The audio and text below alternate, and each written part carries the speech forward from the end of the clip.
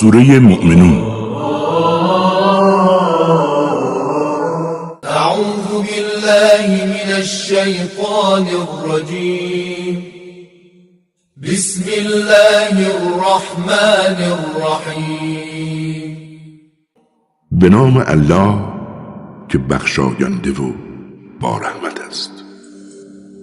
بدون شک اهل ایمان رستگارند، همان کسانی که متواضعانه نماز می‌گزارند و از بیهودگویی بدورند، کسانی که زکات پرداخت می‌کنند و دامان خود را از آلودگی حفظ می‌نمایند، مگر آنکه با همسرانشان و یا کنیزانشان هم بستر شوند که در این صورت مورد ملامت قرار نمی‌گیرند.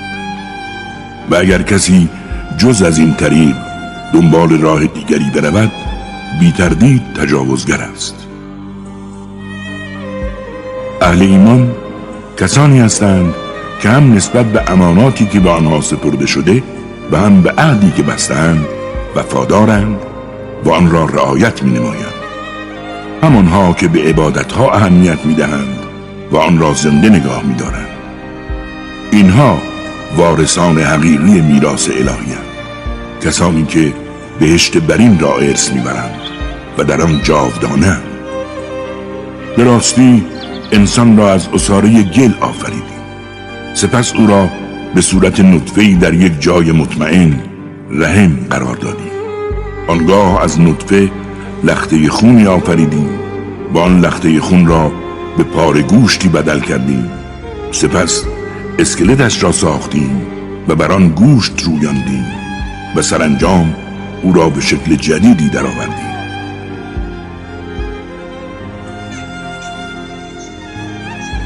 حقیقتاً بزرگ است خدایی که بهترین خلق کنندگان است و بعد از همه این کارهای شگفت بالاخره همتان خواهید مرد و در روز قیامت دوباره زنده خواهید شد تا دستاورد اعمالتان را ببینید. به راستی ما بر فراز شما 7 راه قرار دادیم و هرگز از مخلوقات غافل نیستیم. از آسمان آبی به اندازه نازل کردیم و آن را در مخازنی در زمین نگه داشتیم، حالان که بر نابود کردن آن توانایی، و به واسطه آن آب باغ‌هایی از درختان نخل و انگور برایتان ایجاد کردیم که در آن میوه‌های بسیاری است و شما از آن می‌خورید. و درختی در طور سینا می‌روید که روغنی می‌دهد و از آن روغن طعامی قابل خوردن تهیه می‌گردد. در وجود 4 پایان نیز برای شما عبرتی است. از آنچه در بطنشان است شما را سیراب می‌کنید، از گوشت آنها می‌خورید و از منافع دیگری که برای شما دارند بهره‌مند می‌شوید و هم بر آنها و هم بر کشتی‌ها سوار می‌شوید. ما نوح را به سوی قومش فرستادیم و به آنها گفت ای قوم من، خدا را بپرستید که جز او هیچ خدایی و فریادرسی برای شما نیست. چرا از عاقبت عملکردتان پروا نمی‌کنید؟ اشراف کافر قومش گفتند این نوح کسی نیست جز بشری مثل شما، با این حرفها می‌خواهد بر شما مسلط شود. اگر خدا می‌خواست پیامبری بفرستد حتما فرشتگانی را می‌فرستاد. تا به حال چنین چیزی حتی از نیاکان ما نشنیده‌ایم. نوح فقط یک مرد جن زده است. چند صباحی به او مهلت دهید، شاید خوب شود و یا بمیرد. نوح گفت پروردگارا، حال که مرا تکذیب می‌کنند یاریم کن. سرانجام به او وحی کردیم تا زیر نظر ما و با بهره گیری از وحی ما کشتی الهی را بسازد و هنگامی که دستور ما صادر شد و آب از تنور جوشیدن گرفت، به او گفتیم از هر حیوانی یک جفت و همراه خانواده‌ات سوار کشتی کن تا نجات یابند. البته به جز کسانی که قبلاً وعده هلاکشان را داده ایم و دیگر در مورد این ظالمان با من سخن مگو که همه غرق شدنی هستند. و هنگامی که تو و همه کسانی که با تو هستند بر کشتی سوار شدید، بگو الحمدلله که ما را از دست قوم ظالمان نجات داد. و بگو پروردگارا مرا در جایی امن و با برکت فرودار، زیرا تو بهترین راهبرانی. قطعاً در همه اینها عبرت‌هایی است و ما فقط مورد آزمایش بودیم. آنگاه بعد از آنها مردمی دیگر بیافریدیم و به سوی آنها نیز پیامبری فرستادیم تا بگوید خدا را بپرستید که هیچ خدایی و فریادرسی جز او برای شما نیست. چرا از عاقبت عملکردتان پروا نمی‌کنید؟ و اشراف قومش، همانهایی که حقایق را انکار می‌کردند و دیدار آخرت را تکذیب می‌نمودند و در این دنیا عیش و نعمتشان داده بودیم، گفتند این مرد چیزی نیست مگر بشری مثل شما. هرچه شما می‌خورید او هم می‌خورد و هرچه می‌آشامید او نیز می‌آشامد. اگر بشری مثل خودتان را اطاعت کنید بی تردید زیان کردید. آیا به شما وعده می‌دهد وقتی مردید و تبدیل به مشتی خاک و استخوان شدید دوباره شما را زنده از قبر بیرون می‌آورند؟ وعده هایی که به شما می‌دهند بعید است، بعید. زندگی دنیا چیزی نیست مگر همین که می‌بینید، غیر از این چیز دیگری نیست. عده‌ای می‌میریم و عده‌ای به دنیا می‌آییم. مسلماً هیچ کداممان دوباره زنده نخواهیم شد. این شخص مردی است که بر خدا دروغ می‌بندد و ما او را باور نداریم.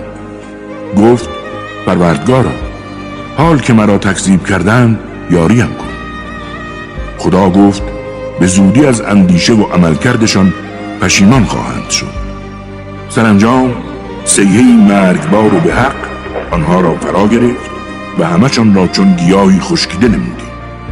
رحمت الهی از جماعت ظلم پیش دور باد. باز بعد از آنها مردمان دیگر آفریدیم. وقتی زمان مرگ فرا رسد هیچ امتی نه بر اجل خود سبقت گیرد و نه لحظه‌ای تأخیر کند. سپس پیامبرانمان را پی در پی فرستادیم، اما هرگاه پیامبری به سوی امتی آمد تکذیبش کردند و ما نیز این امتها را یکی پس از دیگری به دیار هلاکت فرستادیم تا فقط داستان ماجرایشان را بر سر زبانها جاری کنیم. از رحمت الهی دور باد قومی که حقایق را باور نمی کنند. سپس موسی و برادرش هارون را با معجزات و دلایل روشن فرستادیم. آنان به سوی فرعون و درباریانش که همه نسبت به حق متکبر بودند و خود را برتر می‌پنداشتند گفتند آیا می‌خواهید به دو بشری که مثل ما هستند و قوم و قبیله‌شان همگی بنده ما بودند ایمان بیاورید؟ سرانجام موسی و هارون را تکذیب کردند و در نتیجه همگی هلاک شدند، در حالی که ما به موسی کتاب دادیم امید آن که به راه نجات هدایت شود. وجود عیسی و مادرش را آیه و معجزه‌ای قرار دادیم و آنها را در قلمرو بلند امنی گذاشتیم که آبی جاری داشت. ای پیامبران از نعمتهای پاکیزه خداوند بخورید و اعمال نیک و شایسته انجام دهید و بدانید که من از عمل کرده شما آگاهم. در حقیقت این دین شما دین واحد است و من پروردگار شما هستم، پس فقط از من پروا داشته باشید. اما سرانجام دین خود را فرقه فرقه کردند و هر فرقه‌ای به آنچه دارد دلخوش گشته است. پس آنها را چندی در جهل و گمراهیشان رها کن تا یا مرگشان فرا رسد و یا دچار عذاب الهی گردند. آیا میپندارند آن مال و فرزندانی که به آنها دادیم برای این است که تلاش میکنیم به آنها خیر و برکت برسانیم؟ واقعا آنها حقایق را درک نمی کنند.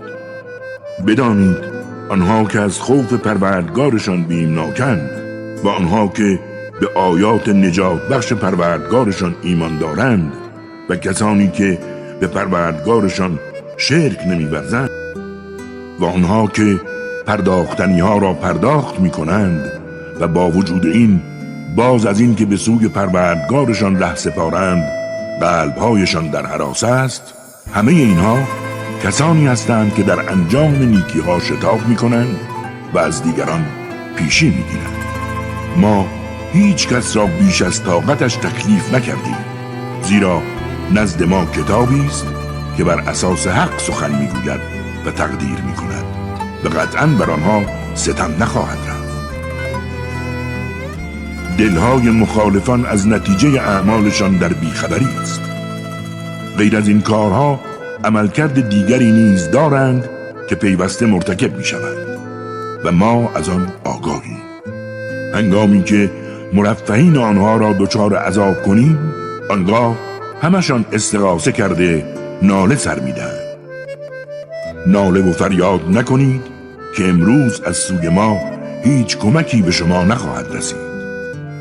در دنیا آیات نجات بخش من بر شما خوانده میشد، اما شما از آن روی برمیگرداندید و به عقب باز میگشتید.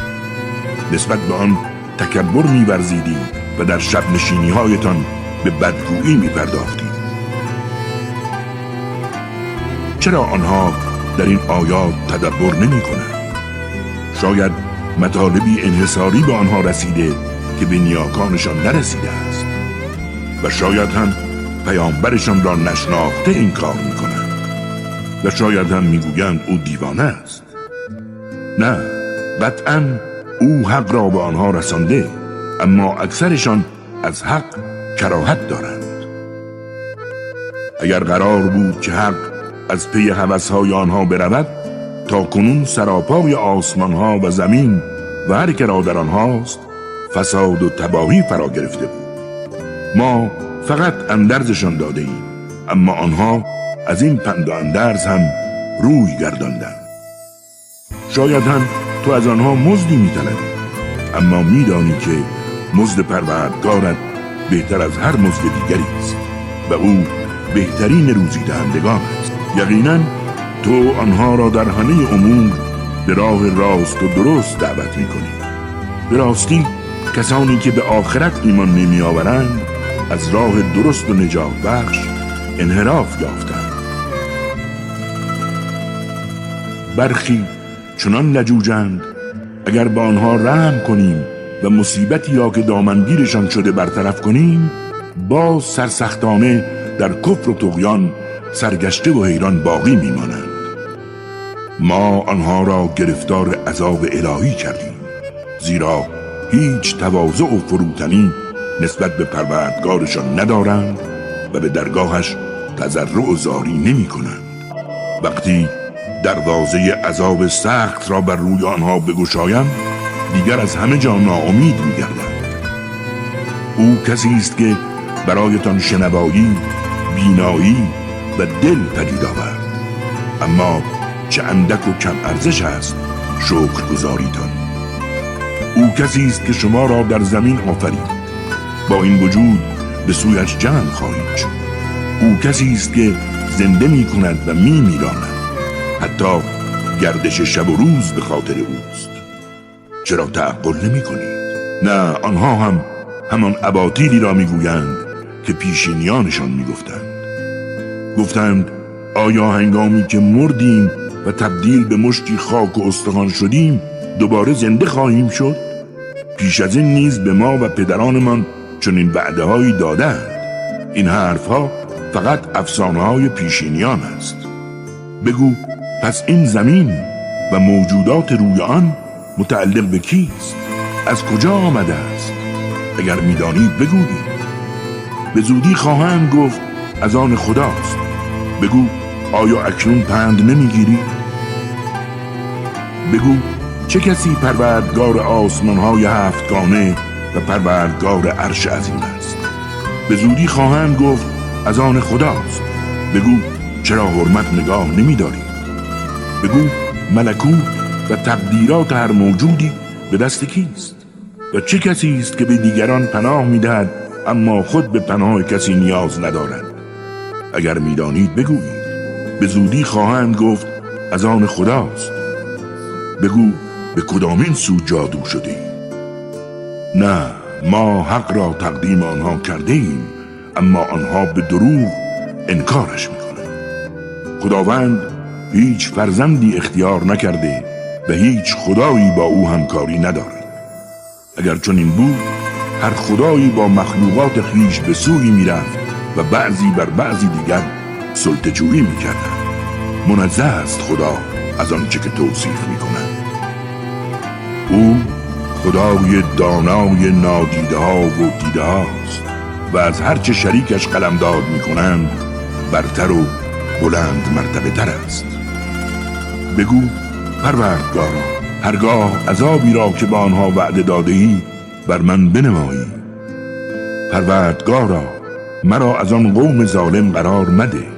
ما اگر بخواهیم آنچه را به آنها وعده داده‌ایم به تو نشان دهیم میتوانیم. تو بدی را با نیکی از میان بردار.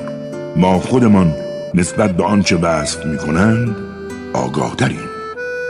و بگو پروردگارا، از وسوسه های شیاطین به تو پناه میبرم. نه تنها از وسوسه هایشان، بلکه هنگامی که خودشان هم حاضر شوند باز به تو پناه میبرم. هنگامی که یکی از آنها بمیرد گوید پروردگارا، مرا دوباره به دنیا بازگردان. امید آنکه این بار اعمال خوب و شایسته ای را که ترک گفته بودم انجام دهم. به او گفته شود هرگز، این سخنی است که او میگوید و مورد پذیرش نیست و پشت سرشان برزخی است تا روزی که برانگیخته شود. هنگامی که در سور دمیده شود دیگر در آن روز هیچ خویشاوندی بین آنها وجود نخواهد داشت و از حال یکدیگر نپرسند. پس هر کس میزان عملکرد خوبش سنگین باشد بیشک از رستگاران است و آنها که میزان عملکردشان سبک و بی‌ارزش است کسانی هستند که به خود زیان رساندند. آنها در جهنم جاودانه خواهند بود. آتش چهره‌هایشان را می‌سوزاند در حالی که مایوس و ناخشنودند. آیا آیات نجات بخش من بر شما خوانده نمی‌شد و شما هم تکذیبشان می‌کردید؟ گویند پروردگارا، شقاوت و بدبختی بر ما غلبه کرده بود و اعتراف می‌کنیم همه ما گمراه بودیم. پروردگارا، ما را از این آتش خارج کن. اگر یک بار دیگر به کفر و باطل برگردیم قطعاً ستمکار خواهیم بود. خدا گوید به خاطر دستاوردتان به اعماق دوزخ روید و با من حرف مزنید. یادتان می آید هنگامی که در دنیا گروهی از بندگان من می گفتند پروردگارا، ما به حقایق ایمان آورده ایم، پس از ما درگذر و رحم آور که تو بهترین رحم کنندگانی. اما شما آنها را مسخره می کردید و پرداختن به آنها باعث شد تا یاد مرا فراموش کنید و همواره به آنها می خندیدید. ولی امروز کسانی را که به آنها می خندیدید به پاس صبر و استقامتی که در راه خدا داشتند پاداششان می دهم و قطعاً آنها پیروز و رستگارند. خدا گوید چند سال در روی زمین زندگی کرده اید؟ گویند 1 روز و یا کمتر. از کسانی که هوش و حواس شمردن دارند سوال فرما. خدا گوید جز اندکی در دنیا نبوده اید، البته اگر بتوانید درک کنید. آیا پنداشته اید که ما شما را بیهوده خلق کرده ایم و هیچگاه به سوی ما باز نمی گردیم؟ بلند مرتبه است خدایی که فرمانروایی حق است، هیچ معبودی جز او نیست و پروردگار عرش کریم است. هر کس با الله خدایی دیگر را بخواند نسبت به ادعایش هیچ برهانی ندارد و حساب اعتقاد و عمل کردش نزد پروردگارش موجود است و خدا کافران را رستگار نمی کند. و بگو پروردگارا، مرا بیامرز و بر من رحم کن که تو بهترین رحم کنندگانی. وقل رب اغفر وارحم وأنت خير الراحمين. صدق الله العلي العظيم. راست گفت خداوند بلند مرتبه بود عظیم.